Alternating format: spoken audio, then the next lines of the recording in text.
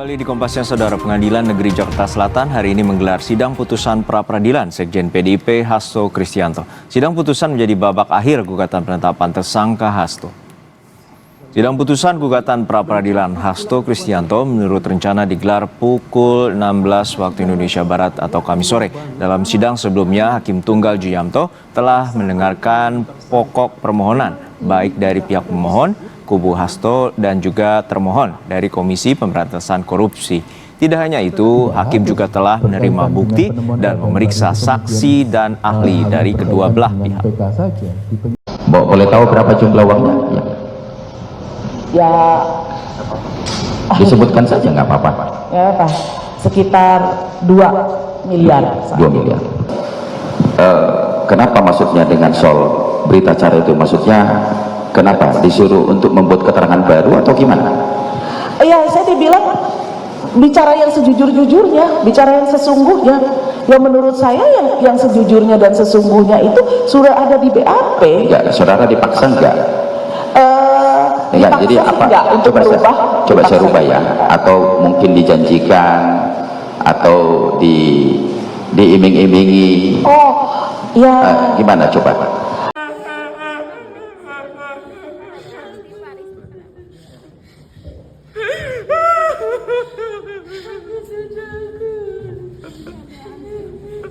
Dia kecewa. Udah tinggal di ujung, bayangin aja. Kecewa dia. Bisa rasakan lah bagaimana kecewanya. Segitu jahatnya aku. Kan sudah diuji, itu yang kita bilang. Hasto kan bagian daripada pengembangan. Ya, pengembangan kasus, betul. Dia kan dalam kasus yang lain sudah beberapa kali dia dipanggil sebelum Sebut-sebut namanya. tersangka. Nah, sekarang ini apakah bagian daripada itu? Ya. Nah, ini yang kita harus minta daripada KPK. Nah, Dan jadi, bukti. Bang Patra, Makanya kan yang menarik, Pak, ya. KPK itu penyidik Makanya KPK punya 153 alat bukti. Ya, Itu kan makanya bagian dari yang kalau sudah kita, dipersiapkan kan? Ya, bersidang ini enaknya kan kita dari awal sampai akhir itu ada tuh di persidangan. Oke. Kalau memang putusannya itu dikabulkan, harusnya ini kan bola panas kalau dikabulkan, Pak. Ya. Makanya diaborsi nih, lahir nggak boleh lahir bayi keadilan. dengan itu?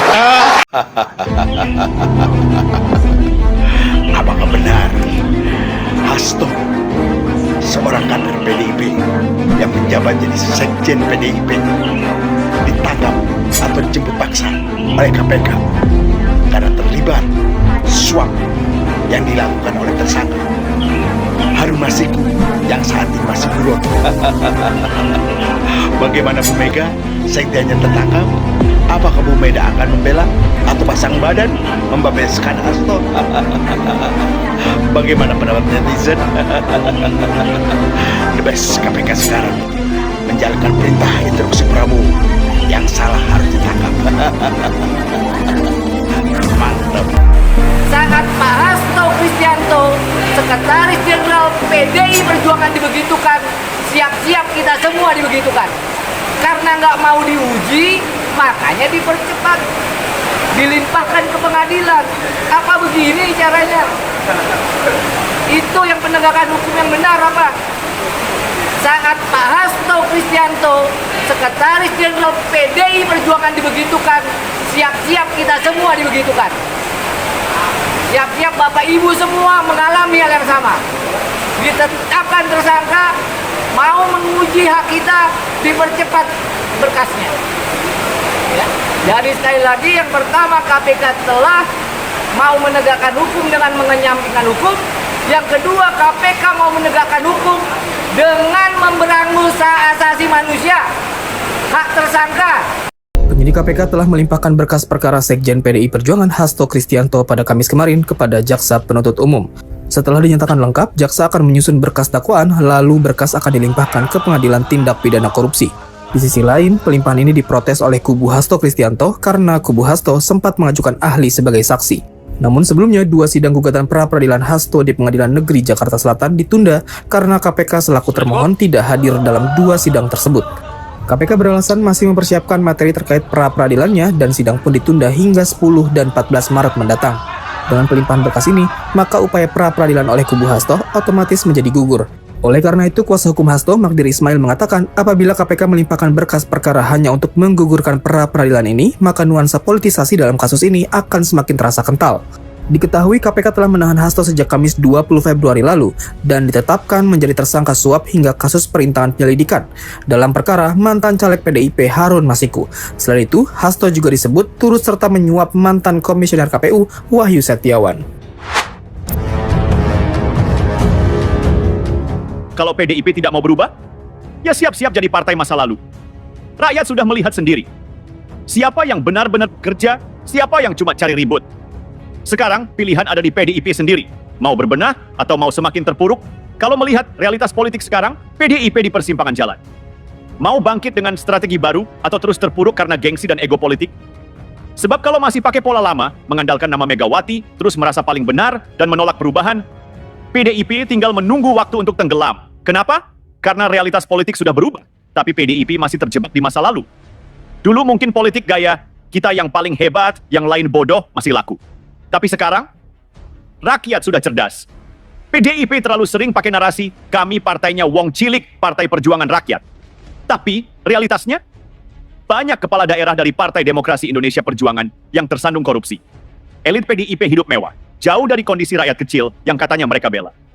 Ketika rakyat butuh solusi, PDIP malah sibuk ribut soal Jokowi dan Gibran. Jadi rakyat mulai bertanya, ini partai beneran perjuangkan rakyat atau cuma omong kosong? PDIP lupa, politik itu soal hasil kerja, bukan sekadar teriak slogan. Sampai sekarang, PDIP masih belum bisa move on dari Jokowi. Sejak Jokowi dan Gibran menang mutlak di Pilpres, PDIP bukannya introspeksi, malah terus-terusan menyalahkan Jokowi. Padahal, kalau bukan karena Jokowi, PDIP tidak akan sebesar sekarang. Dulu di 2014 dan 2019, rakyat pilih PDIP bukan karena Megawati atau Puan, tapi karena Jokowi. Tapi begitu Jokowi tidak tunduk lagi, PDIP mulai memainkan narasi. Jokowi pengkhianat. Gibran durhaka. Ada kecurangan, ada rekayasa. Padahal, fakta di lapangan jelas. Jokowi tetap kerja buat rakyat, sementara PDIP sibuk drama politik. Gibran justru didukung rakyat muda, tapi PDIP malah menyerangnya. Rakyat sudah memilih pemimpin baru, tapi PDIP tidak mau menerima. Ini yang bikin rakyat semakin jengah. Kalau PDIP terus begini, siap-siap kehilangan suara, lebih banyak di pemilu berikutnya. PDIP sekarang seperti partai yang tidak percaya diri tanpa Megawati. Semua keputusan masih harus lewat Megawati. Semua arah politik masih ditentukan Megawati. Sementara partai lain sudah menyiapkan regenerasi kepemimpinan. Gerindra punya Prabowo dan Gibran. Golkar punya Airlangga dan Ridwan Kamil. PKB punya Muhaimin dan Gus-Gus muda NU. Nasdem punya Anies dan figur-figur lain. PDIP masih Megawati, masih Puan. Masih dinasti politik yang sama. Kalau PDIP mau bertahan, harus mulai berani memberikan ruang bagi tokoh-tokoh muda di luar keluarga Megawati. Kalau tidak, ya siap-siap saja jadi partai nostalgia. Sekarang ini, rakyat tidak peduli siapa yang berkuasa. Yang penting bisa kerja dan kasih hasil nyata. Prabowo, Jokowi, dan Gibran menang besar bukan karena gimmick, tapi karena rakyat lihat kerja nyata mereka. PDIP kalau mau menang lagi, harus berhenti sibuk menyerang. Kalau terus-terusan pakai strategi, serang Jokowi, serang Gibran, teriak curang, tuding konspirasi, maka bisa dipastikan pemilu 2029 PDIP makin habis-habisan. Karena politik hari ini bukan soal siapa yang paling keras teriak, tapi soal siapa yang paling bisa menyelesaikan masalah rakyat. Sekarang pilihan ada di Partai Demokrasi Indonesia Perjuangan sendiri.